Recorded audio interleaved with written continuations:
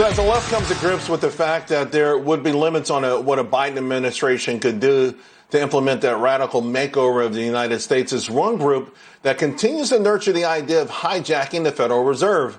The new consensus has ties to Congresswoman Alexandria Ocasio-Cortez, and it's putting forth its manifesto that Biden can actually tap into the Fed for trillions of dollars, citing the role the Fed played in saving big banks during the Great Recession. Now, prior to that crisis, the Fed's balance sheet was less than $900 billion. By December of 2008, it was $2.2 trillion. By November of 2014, $4.5 trillion. Today, it's more than $7 trillion and counting.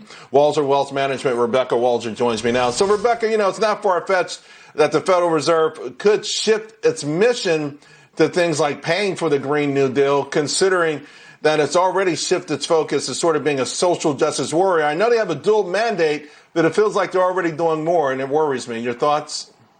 This is exactly what happens, Charles, when people try to work outside of the actual process of constitutional republic and, representative government. In other words, we have a House and a Senate and a president. And when you have maybe a Republican Senate, for example, and a House that's Democratic, you can't get the Green New Deal through. And we designed it that way intentionally. The founding fathers, it was designed that way to prevent crazy, I'm not saying the Green New Deal is crazy, but let's just say it costs, $10 trillion and it cannot get passed through the Senate. That's why it was designed that way, so that we don't have these things that get through without, really being acceptable to the American people.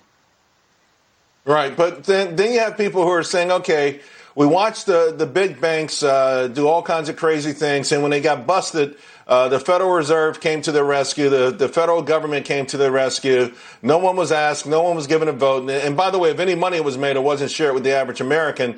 How do you convince them that we should not hijack the Federal Reserve to print endless amounts of money for the Green New Deal, to pay off student debts? Like, ultimately, we're already on a path to sort of devaluing the real worth of the dollar. But it's a lunacy idea that I don't think enough people is paying attention to. Charles, the Troubled Asset Relief Program during the Great Recession was very targeted because it was our banks. The Federal Reserve does have a role in the solvency of our money supply system, which go through commercial banks. So there was a symbiotic relationship there that made sense. The Green New Deal and social justice is not the purview of the Federal Reserve. And you have to ask yourself, if you can't get it through Congress, and you don't have China and India, which are the two world's largest populations and producing the most CO2 and the most actual toxic, byproduct. If they're not willing to change anything, join any Paris Accord, do anything, why is America going to, through the Federal Reserve, implement a system that will cost trillions of dollars with little to zero impact when China and India are still doing these things? The economics of it is honestly ridiculous. I agree. I want to switch gears here a little bit because progressives also pushing Biden to eliminate student debt. And it's interesting because the left-leaning Brookings Institute actually says that would be a huge mistake, in part because 56% of that debt is held by grads with professional degrees or masters. 35% are in the top 20 earners. So, Rebecca, we know there's going to be a Donnybrook in the Democratic Party about this, but the notion of a cab driver who didn't go to college taking his tax money to pay off the student loans of someone with a master's degree is nuts.